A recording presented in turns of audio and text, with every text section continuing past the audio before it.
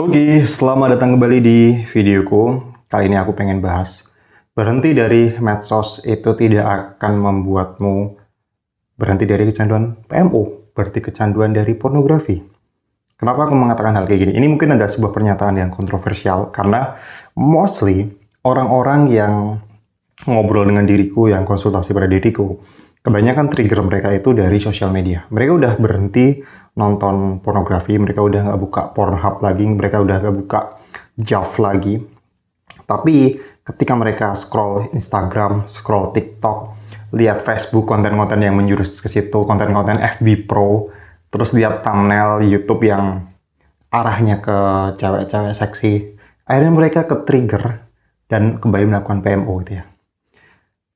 Dan apa yang mereka lakukan? Ya, akhirnya mereka memutuskan untuk dopamine detox. Yang dimana mereka kayak nggak buka HP terlebih dahulu, mereka fokus pada dunia nyata, mereka fokus pada dunia offline-nya. Dan apakah berhasil? Yes, berhasil. Tapi kebanyakan orang-orang yang kenal ini, beberapa hari berhasil, tapi kemudian beberapa minggu kemudian, mereka kembali mengulang siklus yang sama. Mereka kembali kecanduan lagi. Mereka kembali ke trigger ke arah sosial media. Dan lantas apakah dopamine detox itu tidak ada gunanya atau tidak ada manfaatnya seperti itu? Ya, bisa dibilang dopamine detox itu nggak ada gunanya kalau kamu sendiri tidak memperbaiki hubungan kamu dengan sosial media. Nah, itu dia problemnya. Karena berhenti dari sosial media doang itu belum cukup. Tapi ketika kamu memperbaiki hubungan dirimu dengan sosial media, barulah itu cukup. Nah, lantas maksudnya apa memperbaiki hubungan dari sosial media gitu ya? Bentar, kita ngopi dulu ya. Ini cuma dianggurin dari tadi. Anyway, ini belum teraduk secara rata. Wait a minute. Tunggu. Aku ambil ini dulu. Oke. Kita aduk dulu ya. Ya beginilah kalau misalnya. Oke. Jadi maksud dari memperbaiki hubungan kamu dengan sosial media adalah karena kebanyakan berdasarkan pengalamanku juga. Dulu aku juga ada salah satu orang yang kayak menentang atau kayak menganggap sosial media itu nggak penting. Sosial media itu toxic, sosial media itu benar-benar candu yang sulit untuk dihilangkan. Yang sebaiknya manusia itu tidak menggunakan sosial media. Karena aku juga membaca bukunya Cal Newport yang Digital Minimalism, kemudian Deep Work. Di situ dijelaskan kalau misalnya sosial media itu memang mesin yang benar-benar mencuri perhatian diri kita, yang itu adalah aset paling berharga bagi diri kita. Fokus dan perhatian itu aset paling berharga.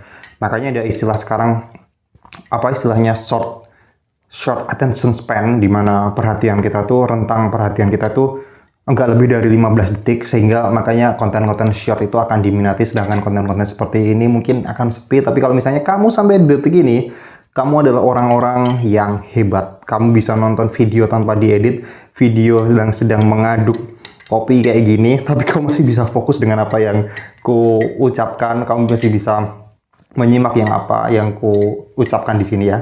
Anyway, ini udah teraduk rata ya. Ini karena gara-gara si airnya itu nggak begitu panas, sehingga tadi nggak teraduk sempurna gitu ya. Nah, maksud dari memperbaiki hubunganmu dengan sosial media adalah karena kebanyakan kita buka sosial media itu adalah bentuk dari coping mechanism kita. Nah, coping mechanism itu apa? Itu kalau secara mudahnya adalah pelarian lah. Kamu kerja katakanlah udah 2 jam bekerja di depan komputer. Akhirnya kamu kepikiran, wah stres banget nih. Kok kerjanya nggak beres-beres? Oke lah, aku buka sosial media dulu. Bilangnya sih buat refreshing. Tapi itu menjadi sebuah pola. Akhirnya jadi pelarian. Setiap kali kamu stres, setiap kali kamu lagi nggak ada kerjaan, setiap kali kamu kesepian, kamu lari ke sosial media. Dan apa sebenarnya di balik itu adalah Karena kondisi mental kamu atau kesehatan mental kamu yang memang bermasalah. Sehingga kamu menjadikan sosial media itu sebagai pelarian. Dan mostly 90% orang seperti itu, kalau mau dihubungkan lagi dengan PMO, itu juga sama sebenarnya gitu loh. Oke? Jadi, kamu bisa kecanduan PMO itu karena kamu punya kesehatan mental yang terganggu gitu ya. Kamu punya kesehatan mental yang kurang bagus. Ada beberapa orang yang secara fisiknya itu sehat, tapi punya kesehatan mental yang nggak bagus sehingga dia kecanduan pornografi. Banyak lah contohnya, kayak dulu si aktor Hollywood Terry Crews. Kamu bisa googling lah Terry Crews, bagaimana dia struggling dengan canduan pornografi padahal badan dia gede, badan dia itu berotot, dan bisa dibilang ya bodybuilder lah. Di Hollywood juga karirnya bagus, tapi dia punya problem dengan kesehatan mentalnya, di mana itu datang dari trauma-trauma di masa lalu. Nah itu dia sebenarnya, dirimu ada pria lah ya, kamu laki-laki, kamu cowok, jangan jangan malu untuk berbicara tentang kesehatan mental. Ini udah bukan hal yang tabu lagi lah. Banyak orang yang berpikir kesehatan mental itu hanya untuk orang-orang yang apa istilahnya tuh, aku gimana nyebutnya ya? Ini ODGJ lah, sorry. Aku tadi cari-cari kata itu. Terus orang-orang yang bermasalah ke psikolog atau ke psikiater itu tidak serta-merta seperti itu loh. Nggak masalah kayak itu. Untuk hal-hal seperti kesehatan mental itu sekarang banyak yang sudah aware, dan kamu juga harus mulai memperhatikan itu gitu ya. Kita minum dulu terlebih dahulu ya. Dari tadi cuman diaduk-aduk terus.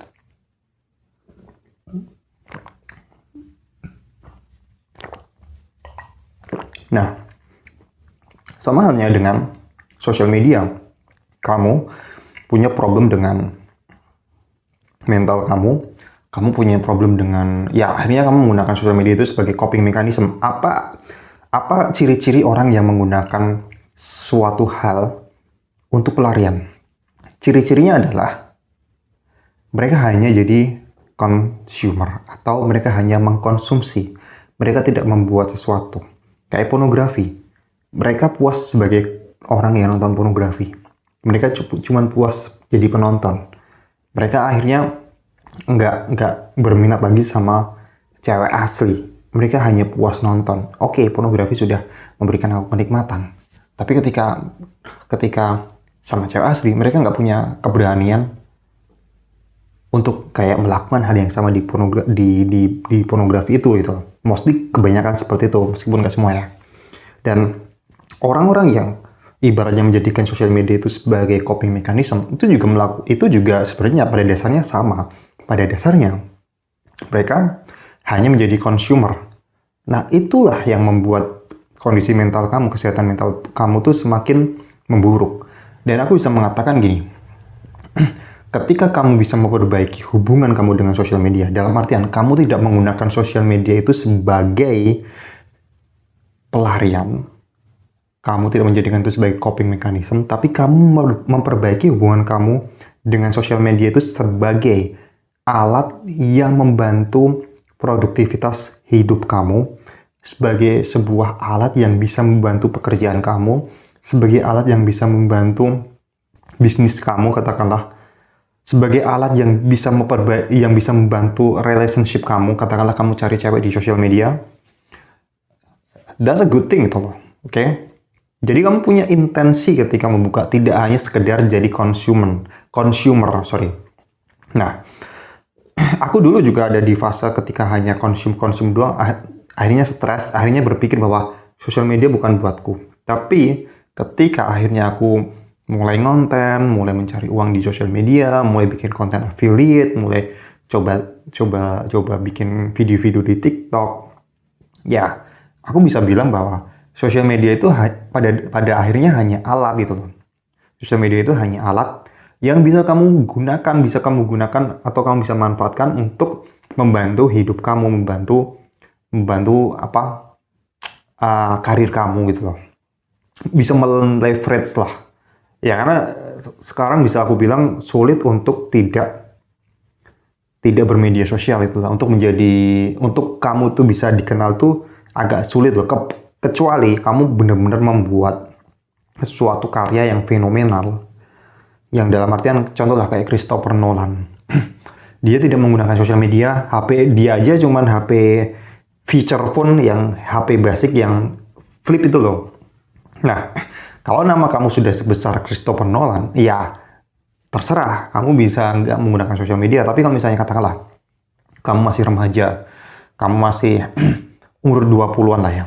Karena pengalamanku gini, ketika aku dulu melamar kerja, bahkan sekarang pun ketika aku apply project untuk freelance atau untuk misalnya di apa jadi dapat endorsan gitu ya, apalagi endorsan lah ya, apply freelance lah, apply pekerjaan, itu kita ditanya sosial media kita itu apa sosial media kita gitu ya.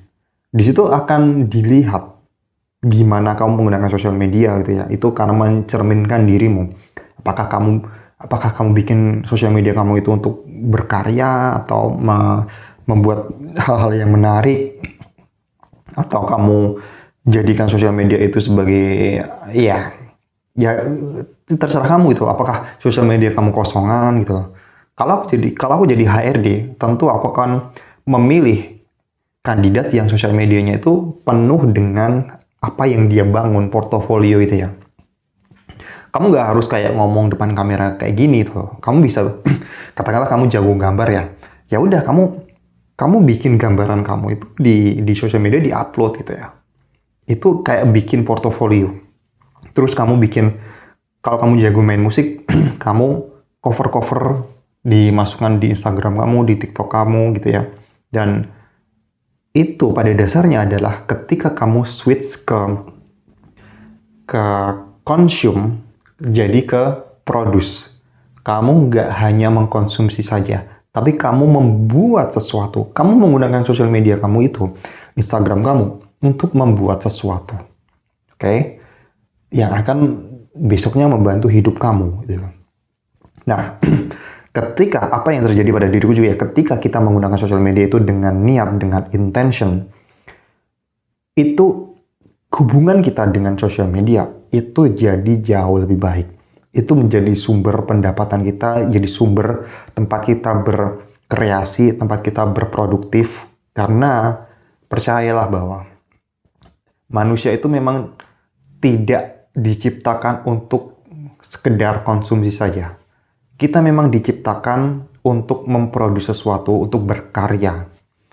Karena kalau kita cuman konsum terus, kita mengkonsumsi, kita melihat berita, kita melihat gosip, kita melihat apapun itu yang jadi downsetnya sosial media, katakanlah yang jadi bikin kita FOMO, bikin kita minder dengan pencapaian orang, ya wajar lah itu bikin kamu depresi karena kamu tidak bikin sesuatu. Kecuali kalau misalnya kamu di sosial media itu kamu bikin suatu karya, kamu aktif, terus habis itu kamu logout.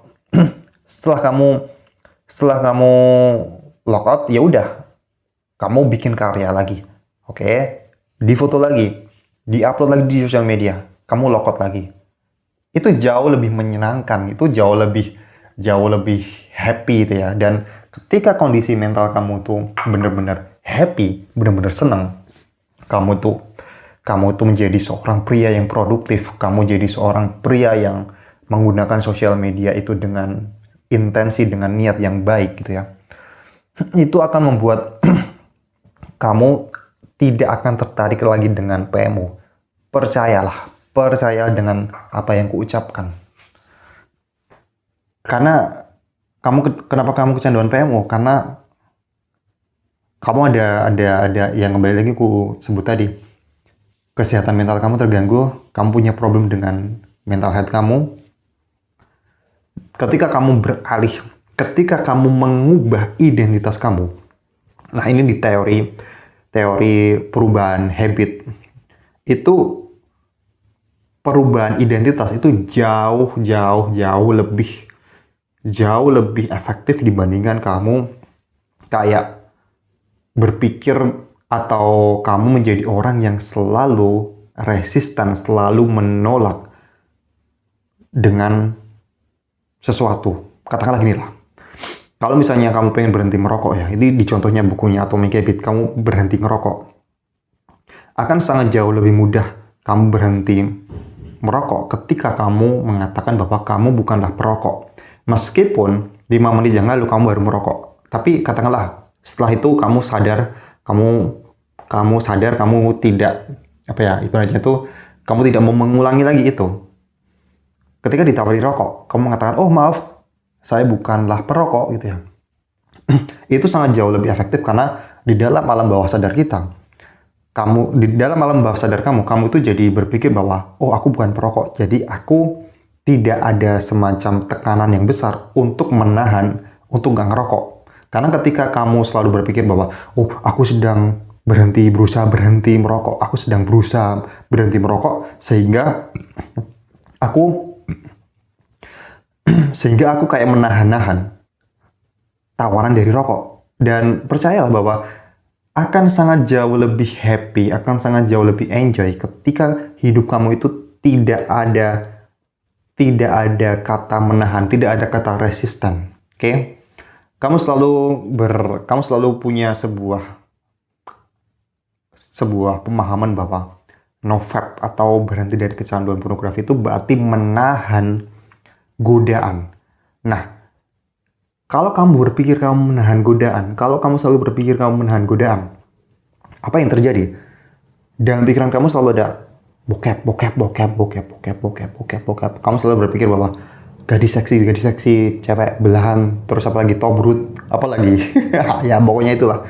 Kamu selalu berpikir, jangan nonton tobrut, berhenti nonton tobrut. Aku nggak mau nonton tobrut lagi. Tapi setiap kali kamu memikirkan itu, justru yang ada di dalam kepala kamu malah justru tobrutnya itu. Oke? Tapi kalau misalnya kamu berfokus mengubah identitas kamu jadikan hidup kamu itu lebih sibuk, lebih produktif. Kamu menjalani hidupmu dengan happy. Ketika kamu happy, itu akan menjauhkan diri kamu dengan hal-hal seperti itu.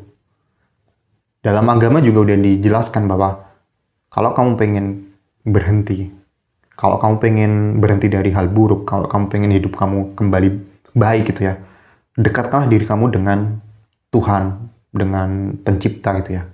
Karena ketika kamu sibuk beribadah, fokus kamu tuh bukan untuk berhenti. Katakanlah kamu pengen berhenti minum alkohol lah ya, karena kamu merasa alkohol itu nggak bagus di agama kamu itu ya. Aku pengen berhenti minum alkohol. Tapi kalau kamu selalu berpikir bahwa aku tidak boleh minum alkohol, apa yang terjadi? Seringnya malah nggak apa-apa lah, dikit aja. Aku udah 30 hari nggak minum alkohol gitu ya. Ya oke, kamu minum sedikit aja, tapi apa yang terjadi? Setelah itu kamu kumat lagi. Karena selama itu kamu selalu ada dalam ibaratnya tuh kondisi atau state yang resisten atau menahan seperti itu. Kamu gak happy dengan hidup kamu.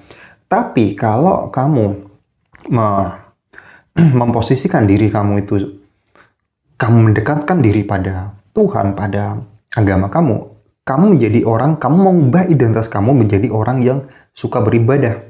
Kamu adalah, apa istilahnya ya, kalau dalam agama Islam, orang yang ahli sholat lah ibaratnya. Kan ada ahli puasa, ada ahli sholat. Atau puasa, oke, puasa juga contoh bagus lah. Kamu jadi ahli puasa. Dalam agama juga kan, misalnya kamu itu nggak bisa menahan hawa nafsu kamu nggak bisa mengontrol, berpuasalah. Oke, ini contoh yang sangat bagus sekali. Kenapa nggak kepikiran tadi ya?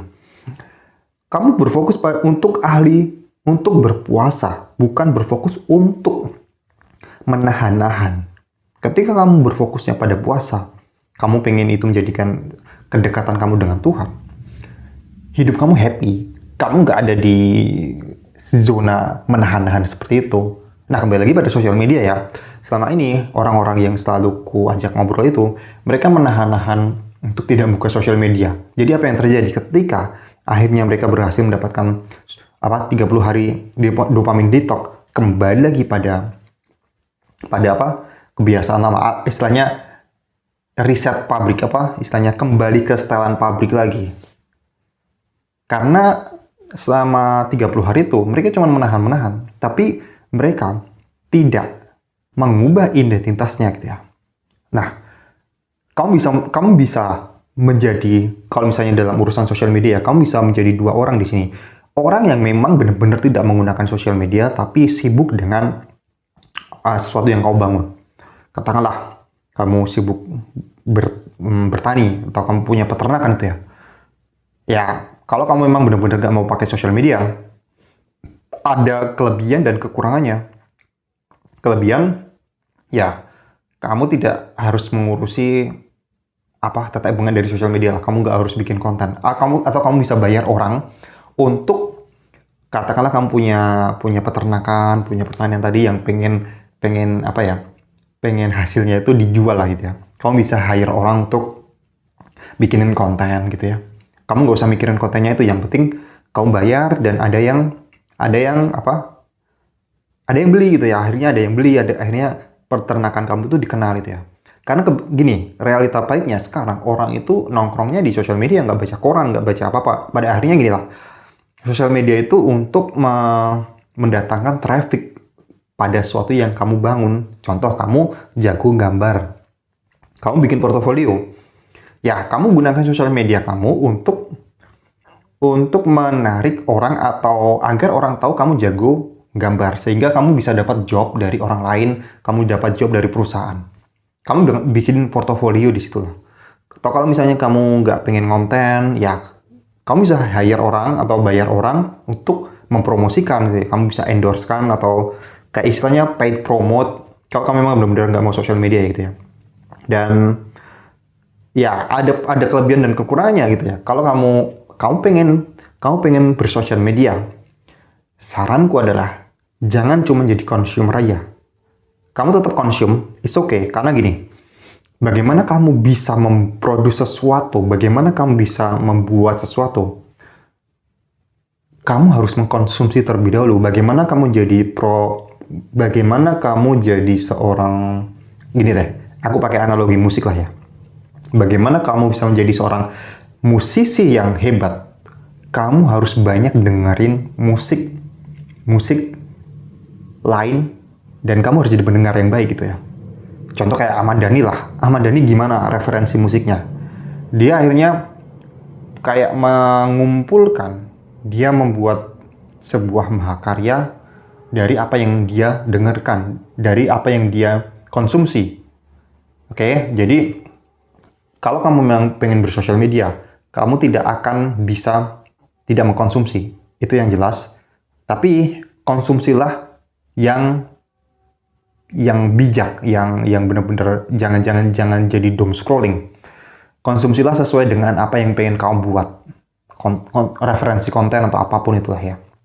Dan ya memang harus seperti itu. Dan barangkali kalau misalnya tadi aku lupa mau nyebutin juga ya, kalau kamu berpikir bahwa kamu nggak mau nonton konten-konten yang seksi, kamu nggak pengen nonton pencapaian orang lain, pencapaian teman-teman kamu, hanya menimbulkan iri, yang ingin ku sampaikan pada dirimu adalah kamu punya sebuah kemerdekaan, kamu punya sebuah kemerdekaan untuk memencet not interested atau memencet istilahnya tuh blokir pada konten tersebut. Karena itu juga yang ku alami sekarang. Kalau misalnya kamu nonton Instagramku, isinya pertama tentang gitar, kedua tentang fitness, calisthenics, dan yang ketiga tentang, ya karena aku suka dengerin Olivia Rodrigo ya, penyanyi, ya ini aku nggak pernah aku ceritakan lah ya, karena aku suka nonton dia, isinya ya itu doang gitu loh. Kalau kamu seringnya nonton konten-konten seksi, ya udah, konten-konten kamu yang ditunjukkan yang seksi-seksi lah. Dan kalau misalnya katakanlah kamu kedapatan nonton konten seksi ya, karena ini juga sering kualami, barangkali mungkin temanku yang temanku yang follow atau temanku yang likes, kemudian keluar di berandaku, keluar di explore-ku, ya udah langsung diblokir aja atau di not interested. Atau katakanlah misalnya teman kamu itu yang menyebar kebencian, menyebar konten-konten yang berbau pornografi, berbau seksual gitu ya, blokir teman kamu. Blokir teman kamu. Ini yang harus kamu lakukan. Gunakan sosial media itu sebagai referensi, sebagai inspirasi. Follow konten-konten yang benar-benar membuat diri kamu itu bisa jadi lebih baik, oke? Bisa jadi lebih berwawasan. Karena ya kembali lagi, sosial media itu hanya sebuah alat itu loh. Hanya sebuah alat. Jangan berpikir bahwa itu sebuah iblis itu sebuah, ya kita nggak usah berbicara Mark Zuckerberg atau gimana ya. Tapi kalau misalnya kamu selalu berpikir bahwa sosial media itu ada perusahaan yang jahat, perusahaan yang iblis, ya akhirnya kamu tidak pernah memandang sisi positif dari sosial media gitu. Padahal itu bisa kamu manfaatkan. Bikin konten workout, bikin konten push up, day one coba pull up, day one lari long run, day one squat 100 kali, banyak. Day one ngomong depan kamera, day one apa lagi? Apa sih? Banyak lah. Oh, day one ngobrol sama cewek, day one ngajak kenal sama cewek. Kamu bisa gunakan untuk itu. Dan ya, itu akan membantumu untuk keluar dari kecanduan PMO. Percayalah padaku. Percayalah padaku. Kalau kamu selalu kayak menganggap sosial media itu adalah sesuatu yang jahat, kamu hanya menahan-nahan apa yang terjadi, hidup kamu nggak happy, hidup kamu itu selalu bermasalah, mental kamu bermasalah, akhirnya kamu kecanduan PMO. Dan ya, itu sebuah hal yang menurutku tidak long last itu loh. Tapi yang jauh lebih long last, jauh lebih bertahan lama adalah ketika kamu perbaiki hubungan kamu dengan sosial media. Kayak kamu dulu ibaratnya tuh bermusuhan dengan teman kamu, oke? Dan setiap kali kamu tuh melewati rumahnya, selalu ada energi-energi jahat, selalu ada perasaan gak enak. Kamu akhirnya, katakanlah kamu tuh mau keluar jalan, harus ngelewatin rumahnya, oke? Kamu harus ngelewatin rumahnya. Dimana itu teman kamu yang kamu benci. Kamu ada masalah lah sama orang itu. Nah, tapi depan rumah dia itu satu-satunya jalan yang harus kamu tempuh. Oke, jadi kamu harus lewat rumah itu. Tapi karena kamu benci, karena kamu selalu menghindar, akhirnya kamu ambil rute yang lebih jauh, 1 kilo. Yang dimana itu justru merepotkan dirimu. Oke? Itu justru merepotkan dirimu. Kamu tidak lewat sana, tapi kamu malah justru lewat rute yang lain, yang dimana itu jauh banget, 1 kilo. Sedangkan ke situ cuma 100 kilo lah, 100 meter lah katakanlah. Nah, apa yang harus kamu lakukan adalah memperbaiki hubungan kamu dengan teman kamu. Kamu minta maaf sama teman kamu, atau kamu cobalah untuk nyapa-nyapa, ajak dia ngobrol, ajak dia coba selesaikan masalah kita dulu lah gitu ya. Ya, akhirnya kamu bermaaf-maafan, udah nggak ada problem lagi, oke. Justru malah akhirnya kamu jadikan teman kamu itu jadi rekan bisnis, rekan kerja. Kamu bisa lewat depan rumahnya lagi, kamu nggak canggung lagi, bensin kamu hemat, waktu kamu hemat. Itu sebuah analogi yang menarik gitu ya. Yang ini harus kamu lakukan juga di sosial media kamu. Jangan cuma menahan, tapi perbaiki hubungan kamu dengan sosial media. Kalau memang mau konsum, ya udah mindful. Tapi saranku adalah,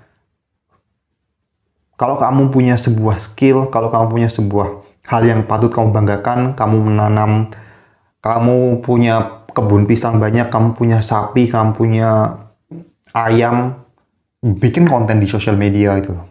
Nggak harus ngomong depan kamera, nggak harus kayak gini itu loh. Tapi kamu juga bisa kayak foto doang, nulis juga bisa, semua orang juga bisa nulis. Kalau kamu nggak bisa nulis, kamu nggak bisa baca judul ini, oke?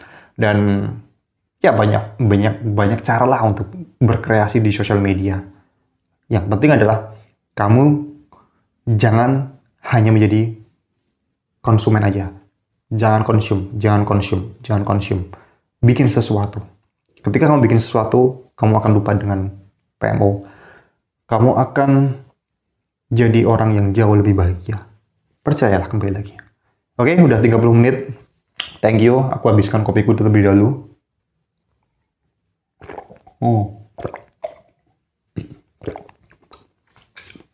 Kalau kamu pengen belajar kamu depan kamera, klik link yang ada di deskripsi. Dan ya, kita kembali lagi di video selanjutnya.